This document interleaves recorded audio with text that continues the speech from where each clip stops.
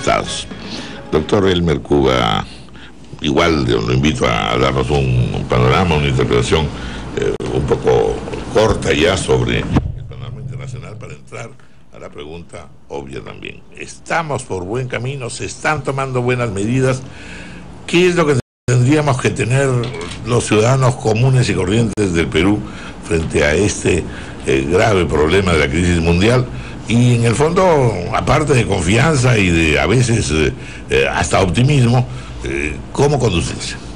Bueno, acá hay dos temas, ¿no? Primero, cuando pase la crisis, que no se sabe cuándo, pero cuando pase, seguramente va a tener que reformarse el sistema financiero en cada país a nivel internacional, porque un poco la mamá del cordero, como se dice, ha sido la falta de regulación en el sistema financiero, papeles que no sabías cuánto valían, y un exceso de apalancamientos, exceso de préstamos sobre tu capital en muchas entidades financieras. Entonces, eso ha hecho que un pequeño choque, como el tema de los bienes raíces, que son pequeños en realidad, se expandan tanto en el planeta y se exporte la crisis a todo el mundo hoy en día. Entonces, lo que ha fallado claramente son los mercados financieros, que no han sabido diversificar el riesgo y me habían transmitido el riesgo como enfermedad contagiosa. Entonces, ese tema va a tener que reformarse, pero mientras tanto las autoridades están pensando en cómo contener la crisis, ¿no? Cuando se contenga, seguramente más adelante será una reforma importante del sistema financiero internacional.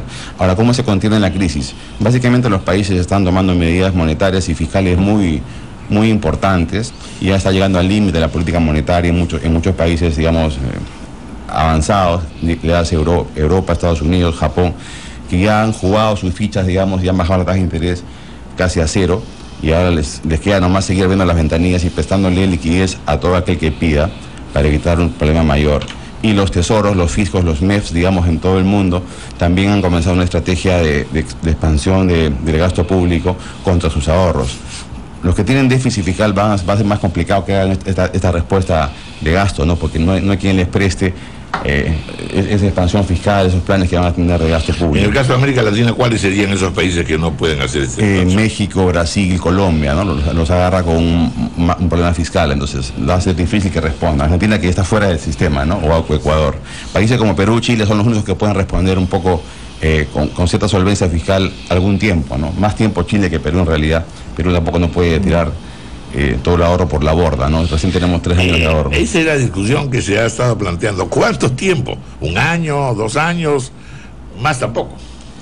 Sí, bueno, Perú tiene cierta fortaleza, pero efectivamente no tenemos reservas ilimitadas por el lado del Banco Central, ni tampoco ahorro público, o digamos, activos públicos para soportar una desviación tan importante de ingresos y gastos, ¿no? Porque recordemos que Perú está siendo golpeado básicamente por el lado fiscal, ¿no? Esto es una caída. El que más está sufriendo en realidad es el fisco, con una caída violenta de los ingresos tributarios por renta y por IGB de importaciones, ¿no? Entonces la crisis acá, por el lado privado, salvo que está focalizada en la minería, en los exportadores, todavía no se nota, pero se va a notar 2 trimestres por delante, ¿no? No hay manera que nos salvemos. La crisis internacional es tan fuerte y recién estamos cayendo, o sea, ni siquiera ha tocado piso, por lo tanto los efectos de Perú fuertemente se van a ver ya en el lado real en la segunda parte del año, y hay que estar preparados para eso, ¿no? Bueno, después vamos a insistir más en qué significa esto que se va a dejar sentir, ¿no? Bueno, la presidenta de Chile ayer, la señora Bachelet, decía, Chile va a sufrir. Eso ya es un término más duro, digamos, ¿no? No solo se deja sentir, sino ya hay un sufrimiento a tortas. Vamos a escuchar también al doctor Waldo Mendoza. Las mismas preguntas, las mismas cuestiones. Bueno, la crisis internacional está cada vez peor, ¿no? Es la historia de que una economía como Estados Unidos se paraliza, produce menos, entonces le compra menos al resto. Esta otra economía vende menos, entonces también produce menos. Entonces todos compramos menos, todos producimos menos. La economía internacional, entonces, para el año 2009 va a estar en recesión, según las proyecciones del Fondo Monetario Internacional y de Rubini, un economista que está siguiendo muy de cerca la coyuntura. Para el Perú, ¿qué ha significado hasta ahora la crisis internacional? 2 cosas, básicamente. Los precios de nuestras exportaciones en el último medio año se han caído en 40%. Esto no ocurría desde la Gran Depresión de 1929, o sea, no es una crisis cualquiera. 2, los capitales de corto plazo que financiaban a los bancos locales se han caído en alrededor de $1.000 millones, ¿no? 3, el Banco Central, para evitar que el tipo de cambio suba, ha vendido como 7.000 millones de dólares. Esos son los efectos más inmediatos de esta crisis internacional. Y creo que ya estamos empezando a sufrir si uno ve las cifras macroeconómicas. A ver, tasa de crecimiento del Producto Bruto Interno. Segundo trimestre de 2008, 11%. Tercer trimestre, 9%. Cuarto trimestre, 6%. El sector más vinculado a la crisis, el PBI industrial, no primario. Segundo trimestre, 12% de crecimiento. Tercer trimestre, 8% de crecimiento. Cuarto trimestre, 2.6% de crecimiento. O sea, no podemos decir que todavía no nos afecta. Y hay elementos concretos que nos dicen que sí nos están afectando. Así estamos.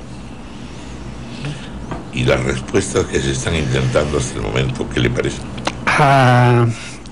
Cuando hace un mes y medio, 2 meses, me preguntaban acerca del plan anticrisis, yo respondía a los periodistas... Aquí mismo estuvo también usted. Sí, yo decía, ¿de qué me estás preguntando? Ese plan anticrisis no existe. ¿Por qué? Una de las cosas que yo aprendí en el Ministerio de Economía y Finanzas es aquello que no está en el presupuesto no existe. Entonces, cuando el sector público tiene que gastar 1 centavo más, tiene que haber una ley de crédito suplementario. Y como ese plan anticrisis no estaba acompañada de una ley de crédito suplementario, decía, no me pregunten sobre cosas que no existen, ¿no?